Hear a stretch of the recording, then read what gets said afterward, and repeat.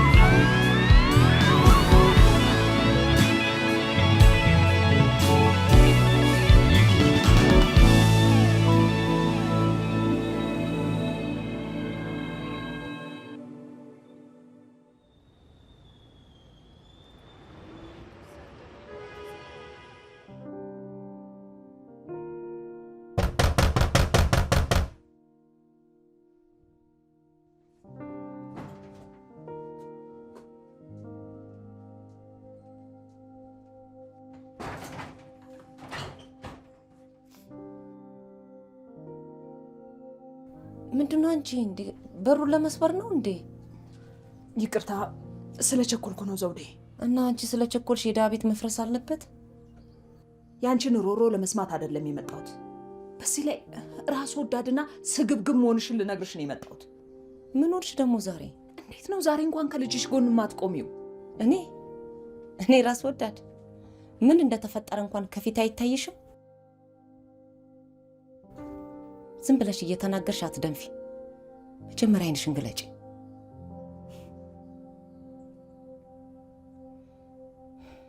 አንቺ በሰራሽው ድራማ ወደ መጠጥ እየገፋፋኝ ነው። ስለምን ድራማ ነው የምታወሪው? አንቺ በቃ እኔ ላይ ብቻ ነው እንደምትበረጂው? መና ባለጌ ሰው መሆኗን ብናቅ ኖሮ ሲጀመር ቤታችን እናስገባት ነበረ። ልጅሽ ደግሞ እንደዚህ እየተሰደበና ሞራሉ እየተነካ አሁን እንኳን አብረን መቆም የለብንም? አብረን መሆን ማለት ምን ማለት ነው? አብረን እንዳንሆንማ ጥላ ሆናችሁብን። አሁን ይሄ ምክንያት አልባ ወቀሳሽን ተይና የሚቀድመውን ነገር አስቀድሚ። ምንድነው የሚቀድመው? ከቴዲ የሚቀድም የለም። አይሽ አይደለ ለቴዲ ምን ያህል እንደምትሳሽለት? ባክሽ አደልኝ። እኔ አሁን እናቱ ሁኝለት ነው እያልኩሽ ያለሁት። አንቺ ጣልቃ ባትገቢ እኔማ ጥሩ እናት ለመሆን እየሞከርኩ ነበር። እኔም እንደዚህ ሁኝ ነው ያልኩሽ።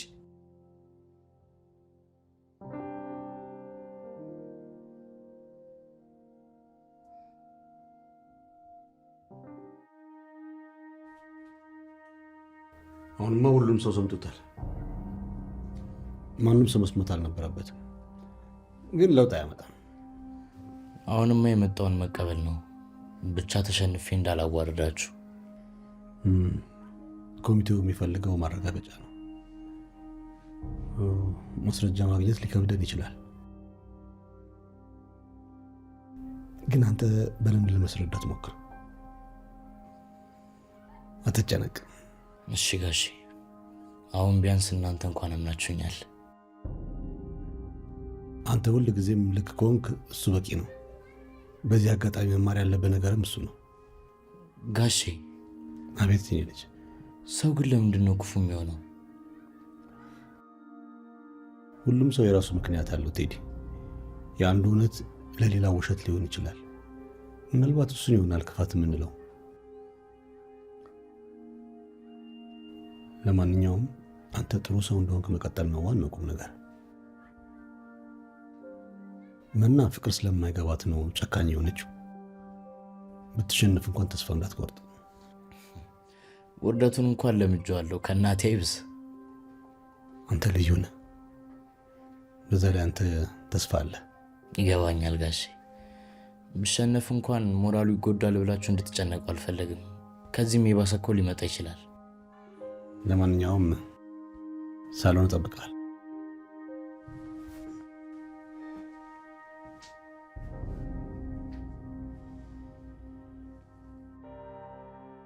ሌሊቱን ሙሉ ሲያለቅስ ነው ያደረው። እንዴት ነው እንደቀላል ነገር? ቆይ ማልቀሱ የሚጨምርልህ ነገር አለ? አንቺ ዝም በይ። ይኸው ማለት ሞት ነው። ደስ አለሽ? እንዴት ነው ደስ የሚለኝ? አንቺ ከገንዘብ ውጭ ምንም የሚያስደስትሽ ነገር የለም። በቃ አታልቅስ ልጄ፣ ተረጋጋ። እባክህ ሰለሞን ተረጋጋ። እንዴት ነው መረጋጋ? ሰለሞን አንተም ታውቅ ነበር? በቃ እዚህ ቤት ውስጥ ችግር አናጣም አይደለም? ማናት ችግርሽ? አንተ የምናገረውን ነገር ሁሉ ለምንድን ነው የምጠመዝዘው?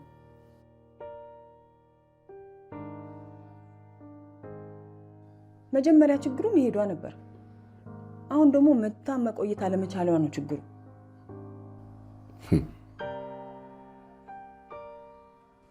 መጀመሪያም ቢሆን መምጣቱ ያሳሰበሽ ውርሱን የምትሻማሽ ስለመሰለሽ ነው። እኔ ካንተ ጋር መግባባት አልችልም።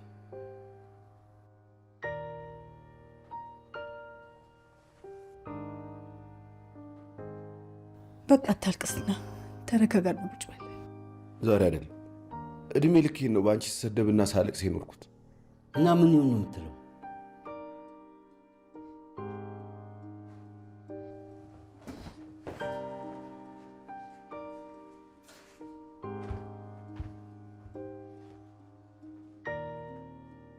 ለዚህ ነው ንገረኝ ስለህ ነበረው።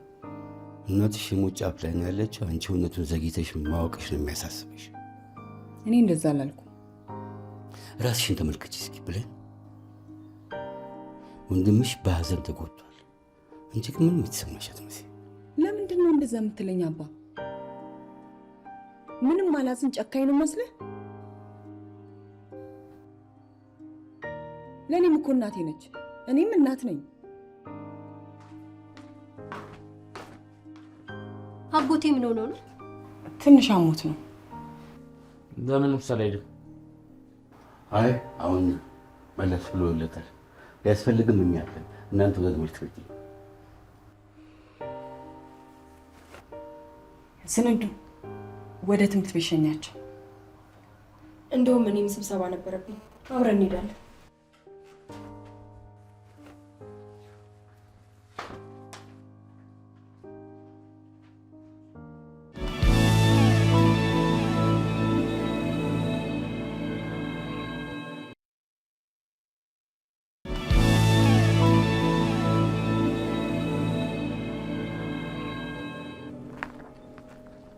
እና ከዚህ የባሰ ቢያምስ? አይዞሽ፣ ለህመሙ መፍትሄ ስለታወቀ ችግር የለም። በጣም ነው ያሳዘነኝ። አጎቴ ሲያለቅስ ሳይሆን መጀመሪያ ነው። የእናት ነገር ሆኖበት ነው። ልዑልስ ተጨንቆ ይሆናላ። ከአጎቴ ጋር ያላቸውን ነገር ታውቂያለሽ? ዛሬ አምሮብሻል። አመሰግናለሁ ጎረምሳዬ። ዛሬ ትምህርት የምትሄጂው ለእሱ ጉዳይ ነው አይደል? አዎ፣ ግን እንዴት አወቅ? እሱን ያስጨነቀ መና ቴዲን እንዳጭበረበረችው ፌስቡክ ላይ ተጽፎ አይቻለሁ። ቆይ ስልካችሁን የምትጠቀሙበት ለማይረባ ነገር ነው እንዴ? ለሱ ጉዳይ ነው እንዴ ስብሰባ የምትሄዱ? እንደዛ አይደለም የኔ ልጅ። መና ቴዲን ታጭበርብረው አታጭበርብረው ገና አልታወቀም። ግልጽ እኮ ነውማ። ቴዲን ማንም ሰው ሊያጭበረብረው ይችላል። ጓደኛዬን የሰደብሽው ነው? የቴዲን የዋህነት ሁሉም ሰው ያውቃል። ስለዚህ ግልጽ ነው። ገና ባልተጣራ ጉዳይ ላይ አትጨቃጨቁ። የእውነት እንደዛ ካደረገች ግን መባረር አለባት። እሱ አይቀርላትም።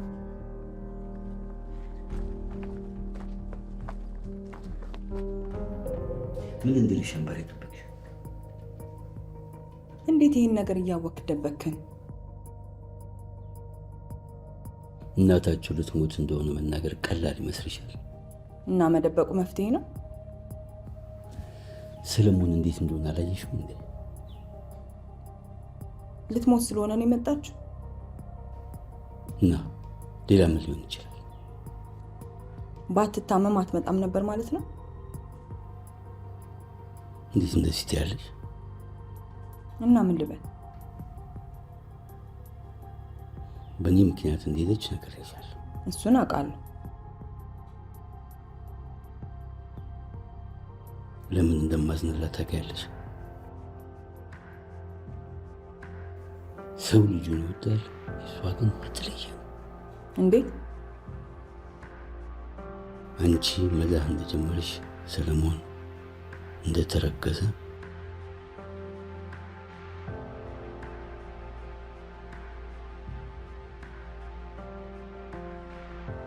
ልጃቸውን በአቅም ማጣት መንከባከብ የተሳናቸው ገጠር ያሉ የእናትሽ ዘመዶች ከአንቺ ጋር አብራ እንድታድግ ወዲያም ሞግዚት እንድትሆንሽ ልጃቸውን ይለንኳት እዚህ ከኛ ጋር ትኖር ነበር።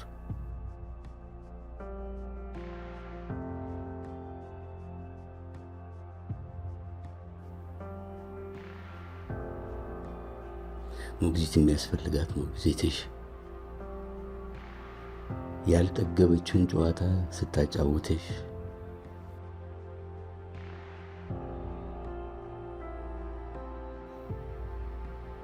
በመጫወቻሽ ስትጫወት ረሳች።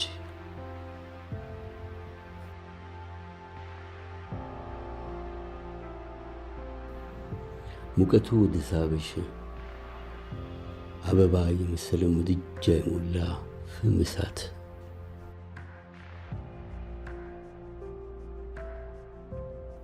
እየገሰገሽ ሄደሽ ተቃጠልሽ።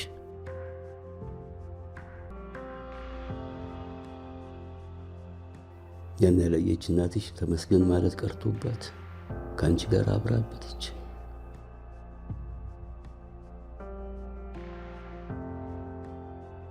ያችን ሞግዚት ልትበላት 10 ጊዜ እያነሳች ስትጥላት ሕፃንነቷን እያየች የአደራ ልጅነቷን እያስታወሰች ነበር።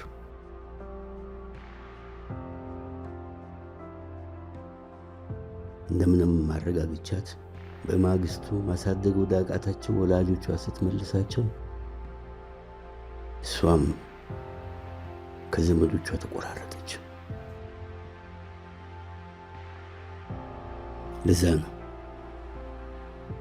እናትሽ እናንተን ለማየት ስትመጣ በሬን ከፍቼ ተቀበልኳት።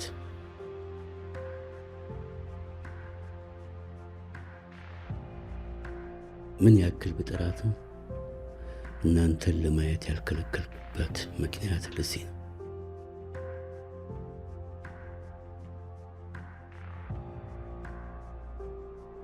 ለዛ ነው እድል እንድትሰጫት ይገባል እምልሽ ብሌን።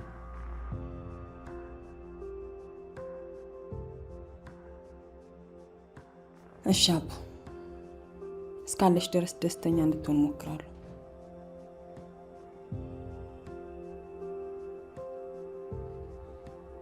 እሺ ምን ላምጣ? የሚጠጣ አምጪልኝ። ምን? ድሮማ የሰማ ነገር የለም አሉ። ምን ነው? ጂን። እሺ የብርሃን ጮራ ትምህርት ቤት የተፈጠረው ነገር አልሰማም እንዴ? ምን ተፈጠረ? አንዱ ተማሪ አስተማሪዋን ከሰሳት አሉ። ኧረ ምን አድርገው? አጭበረበረችም። ወይ ዘንድሮ አስተማሪ የማይከበርበት ዘመን ደረስን አይደል? ይገርምሃል፣ ልጁ ቁማር ቤት ታይቷል አሉ። በዛ ላይ ደግሞ ሱሰኛ።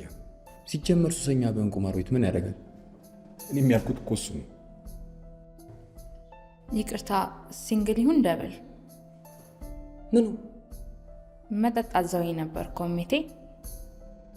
እኔ ነው ሜቴ የምትይኝ እንዴ? ታዲያ ምን ያስቆጣውታል? እንደ ባልቴት ሜቴ ስትይኝ ምን ጠብቀሽ ነበር? እሺ ይቅርታ። ሲንግል ይሁን ደብል? አልፈልግም።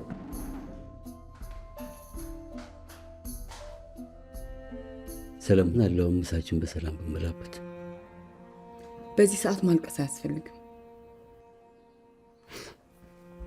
እና እንዴት ነው እንደምትሞት እያሰብኩ መብላት የምችለው?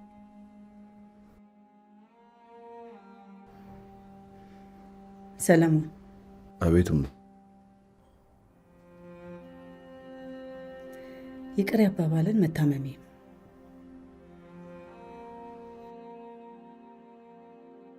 ስለዚህ እሱን አውቀ መጽናናት አለብህ።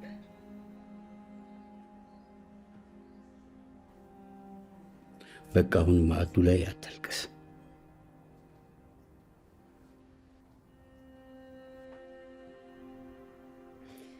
ያንን ሁሉ ዘመን የልጆቼን ይቅርታ ለማግኘት ስጥር ይኸው አሁን ቁርጤን ሳውቀው ተመልሼ መጣ።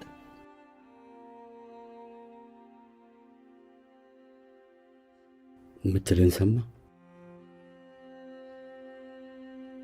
ባላት ጊዜ ውስጥ ማድረግ ያለባችሁን ብቻ አድርጉ። በቃ አሁን ምሳ እንብላና እኔና አባ ወደ ስራ እንሄዳለን። አንተ እዚህ መቆየት ትችላለህ። እሺ።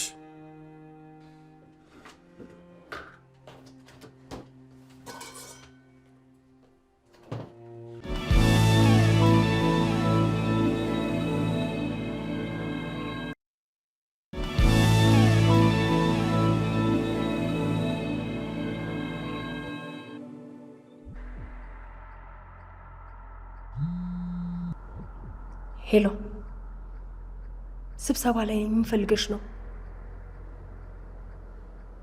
በኋላ እንነጋገራለን። ይቅርታ፣ ትንሽ የቤተሰብ ጉዳይ ገጥሞኝ ነው።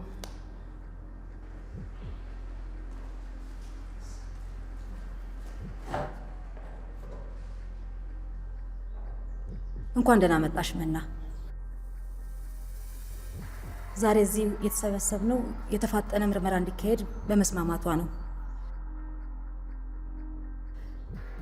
ከትምህርት ቤቱ ደብዳቤ ደርሶሻል አይደል? ደርሶኛል።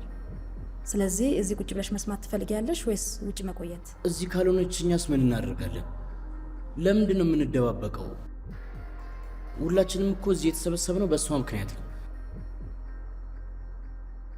ስለዚህ ሁሉንም ነገር ቁጭ ብላ መስማት አለባት። ስለዚህ አሁን ወደ ጉዳያችን መግባት እንችላለን።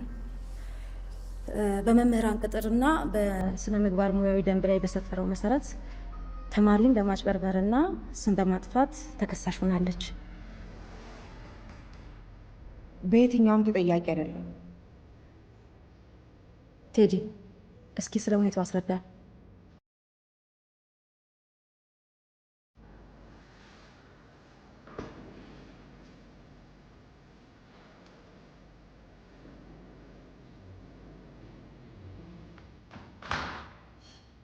ይቅርታ ስላረፈድኩ።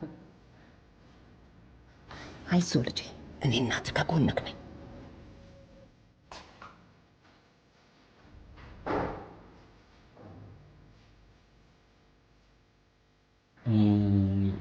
መምህር መና ጥሩ አስተማሪ ትመስለኝ ነበር። ለተማሪዎቿ የምትጨነቅ አይነት አስተማሪ ትመስለኝ ነበር።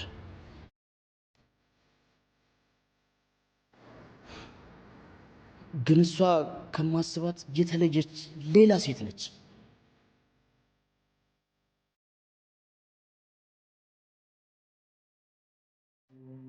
በቃ ወደ ስራ ይጃለሁ። ቆይ ጠብቅ፣ ይመጣው።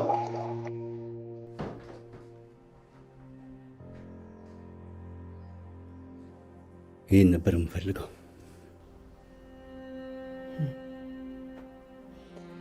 ህመም ለካ ሰውን ያዋድዳል።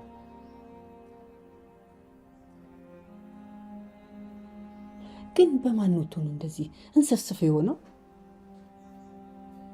በማን ይወጣ ይመስልሻል? በሌናማ አንተን ነው የምትመስለው። በውላ ያሞላቆ መለሳት እንጂ እሷ ድሮም እኮ በልጅነቷም ቀበጥ ናት። የመጀመሪያ ልጅ አይደለች።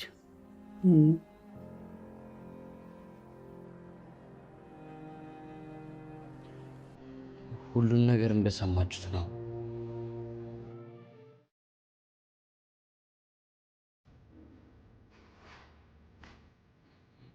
መና በጣም አጭበርባሪ ሴት ነች።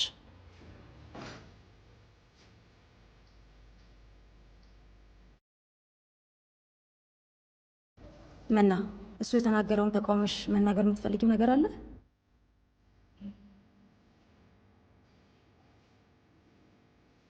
የተናገርኩትንም ባለማመናችሁ በጣም አዝናለሁ። እውነት ለመናገር ቴዲ የኔ ምርጥ ተማሪ ከምላቸው ውስጥ አንዱ ነው። ወደዚህ ስመጣ መላው ቤተሰቡ በጣም ደስ የሚል አቀባበል ነው ያደረገልኝ። ከትምህርት ቤት ጉብኝት ጨምሮ እስከ ከተማው ጥሩ ስሜት እንዲሰማኝ አድርገውኛል። ቴዲ ከጎበዝ ተማሪዎች ተርታ የሚመደብ አይደለም። በቢዝነስ ትምህርት ጥሩ ውጤት ማምጣት አቅቶት ነበረ።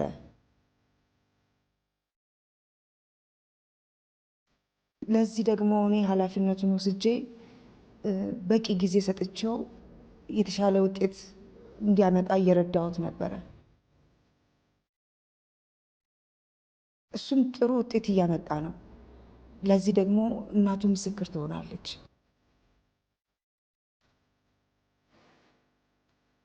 ከጊዜ በኋላ ግን ቴዲ ሌላ ጸባይ እያመጣ ነው።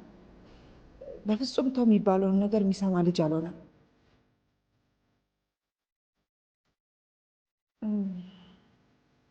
ለሁሉም ነገር ለጥፋቱ ተጠያቂ እኔን እያደረገ ነው። ምናልባት ቁማር ቦታ ስላየሁት እኔን እየተበቀለኝ ሊሆን ይችላል። እንዴ አንቺ እሱ እንዴት ልታውቂ ቻልሽ? ስለ እሱ እንኳን ቤተሰቡን ጠይቃችሁ መረዳት ትችላላችሁ። ውሸቷን ነው። ነገሮችን ሁሉ እያጋነነች ነው የምታወራው። እርግጠኛ ነኝ እሷ ራሷ ናት ያሳየችው። ተረጋጊ ዘውዴ።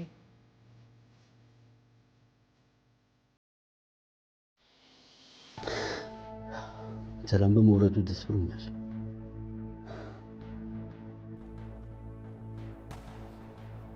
የሰለሞን ሁኔታ አስጨንቆኝ ነበር። ምን ሆኖ ነው ግን እንደዛ የሚሆነው?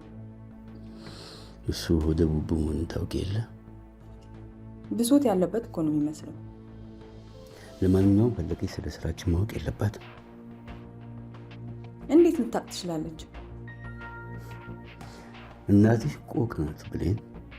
የራሷ መንገዶች አሏት። ስራውን እንዳቆምክ ነግረሃታል ብዬ ነው። አዎ ካመነች። በዚህ መጠን ነው የምትጠራጠረው?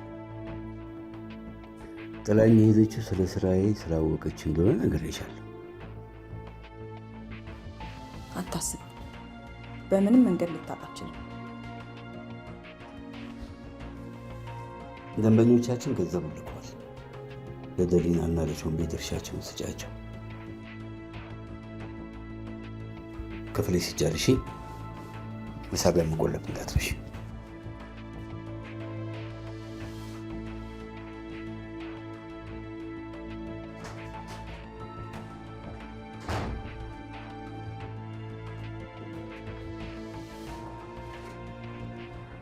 እንዳውም ለመምህርት ሊና አንድ ጥያቄ አለኝ። መጠየቅ ትችያለሽ። ባለፈው እኔና ቴዲ ከክፍል ጀርባ ምን ስሰጠው አየሽ? ገንዘብ ከኪስሽ አውጥተሽ። አመሰግናለሁ። እና ታዲያ ያበድርኩሽን ገንዘብ እኮ ነው። ቴዲ አንተ አልተጠየቅክም፣ ቁጭ በል።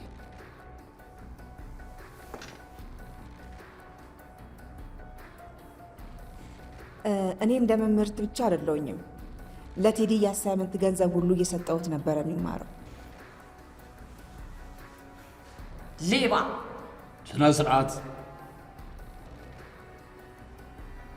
እስከ ዛሬ ከቴዲ የሰማችሁት በሙሉ ውሸት እንደሆነ ያረጋገጣችሁ ይመስለኛል። ከዚህ በኋላ በዚህ ነገር ላይ ጊዜን አላባክንም። በዚህ ነገር ላይ ግን ስም በማጥፋት የተሳተፋችሁ በሙሉ ፍርድ ቤት እገትራችኋል። ፈጣሪ ይቅጣሽ ቅሌታ። ስነ ስርዓት። ማንም ሰው ሳይፈቀድለት እንዳይናገር ተናግሬ ነው። ለማንኛውም 5 ደቂቃ አርፈን እንመለሳለን።